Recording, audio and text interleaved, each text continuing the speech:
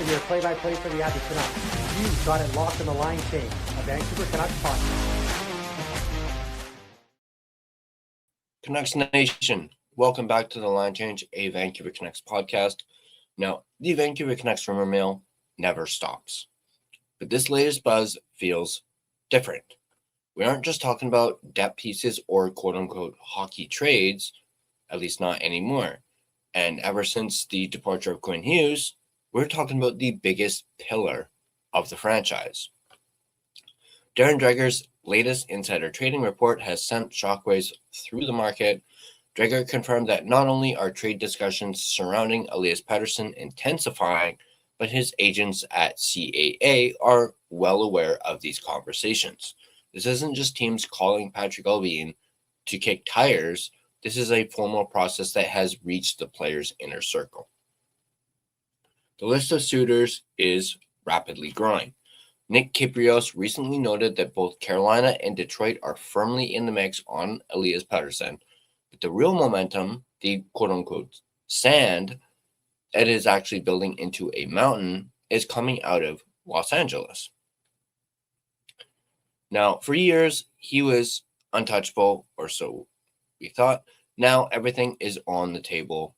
Is it actually time to move on from the face of the franchise? Let's be honest about where this team is. We are firmly in the post-Quinn Hughes era, and the cupboards are very, very bare.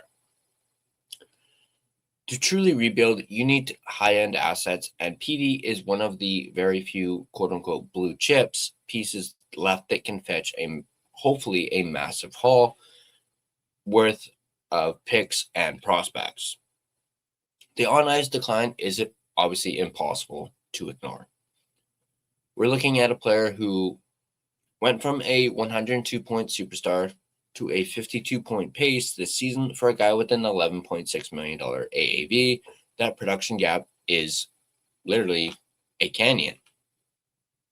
Many of you in the comments have been incredibly vocal about this. We've seen a massive shift in sentiment lately. Some of you are flat out just saying PD is dust at this point, while others are suggesting we need to retain 50% of that salary just to be rid of that contract and the player. Then there's the no-move clause. PD has the power here, just like we've said about, Tyler Myers and various others. Now, the real question is, why would he pick LA? Beyond the hockey fit, there's the lifestyle factor. The quote-unquote influencer lifestyle in Hollywood for his wife, who also has spent a lot of time in LA and actually lived in LA for a number of years, and the transition to a massive US market seems like a perfect fit for where he is in his life. But let's keep diving into why the Kings. The Kings are in a desperate spot right now. They are battling for a wild card position, and the window is slamming shut.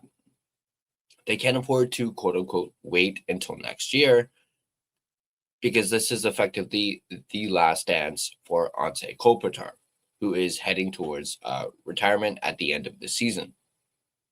The urgency has recently spiked after the Olympics and the Kevin Fiala season-ending injury, so they really need help on the wing, as obviously that was a massive blow, losing Fiala for the rest of the season.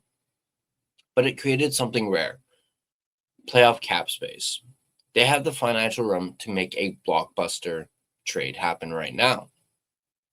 Look at their center depth. It's a bit of a mess with the exception of, Kopitar. Byfield is playing on the wing. Turcotte hasn't developed into that top six pivot yet. And Laferriere is a natural winger.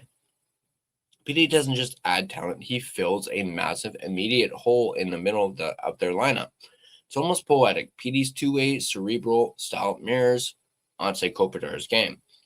Bringing him in now allows him to learn under Kopitar for a stretch, providing a safety net for the young guys like Byfield and Brandt Clark as they transition into larger roles on this team. Let's take a look at the cost of acquisition and who potentially moves. Now, this is where it gets a little bit tricky for LA. LA has a deep prospect pool, but their top tier is guarded. Brent Clark is likely untouchable.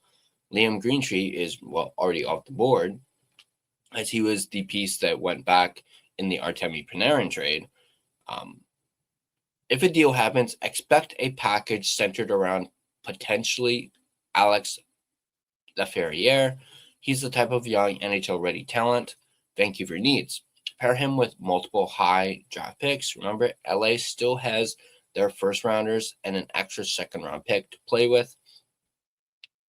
There's a real fear among Canuck fans that the team will, quote unquote, bleed value here. We've seen management settle for lesser returns in the past just to move a contract if they don't get a quote unquote home run. Return for a 27-year-old center, the fan base will absolutely freaking lose it. However, the Kings might be the one team willing to overpay between their cap flexibility from injuries and the sheer urgency of Kopitar's final run. They might give up that extra first-round pick just to ensure they don't waste this season. Now, our friend Rick Dollywell has been reporting that for this to even work, teams want PD's cap hit under $10 million. That $11.6 million number is a non-starter for most contenders. Vancouver actually has 2 retention spots open. With the cap projected to jump to $104 million next year, the long-term pain of retaining salary isn't as devastating as it used to be. Now, if management is serious about a rebuild, retaining salary to get a better prospect or an extra first-round pick back is the ultimate signal of commitment. It shows they're prioritizing the future over current cap flexibility. So, does it make sense? Honestly, yes.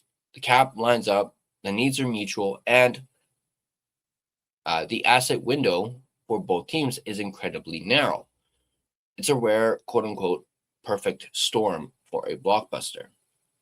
But I want to hear from you guys in the comment section down below. If the Kings offer Alex Laferriere and say 2 first-round picks, but require 20% retention on PD, do you take that deal? Drop a yes or a no in the comment section down below. The trade deadline is officially 1 week away. Hit that subscribe button and turn on your notifications so you don't miss our instant reaction if this blockbuster actually drops. Now, also have those notifications turned on so you don't miss more in-depth analysis of your Vancouver Canucks. DraftKings Sportsbook, an official sports betting partner of the NHL, is built for the fastest game on ice. With player props and live betting, every shift, every shot, every save gives you options to get in on the game with DraftKings Sportsbook. New customers bet just $5, and if your bet wins, you get $300 in bonus bets instantly. Download the DraftKings Sportsbook app and use code THPN, that's code THPN, to turn $5 into $300 in bonus bets if your bet wins. In partnership with DraftKings, the crown is yours. Gambling problem? Call 1-800-GAMBLER. In New York, call 877-8-HOPE-NY or text HOPE-NY. In Connecticut, call 888-789-7777 or visit ccpg.org. On behalf of Boot Hill Casino in Kansas, wager tax pass-through may apply in Illinois, 21 plus in most states. Void in Ontario, restrictions apply. Bet must win to receive bonus bets, which will expire in 7 days. Minimum odds required. For additional terms and responsible gaming resources, see dkng.co/audio. This is a limited time offer. Copyright 2026 NHL, all rights reserved. This video has been a presentation of both DraftKings Sportsbook as well as the Hockey Podcast Network. Be sure to check out the network for your favorite podcast covering your favorite team at thehockeypodcastnetwork.com, the home of hockey podcasts, where it's every team, everywhere. Once again, drop your comments down below. Let me know if you would be interested in that trade proposal that I suggested for Alex Laferriere and a couple first-round picks. Let me know in the comments, yes or no, and I'll catch you guys on the next line change.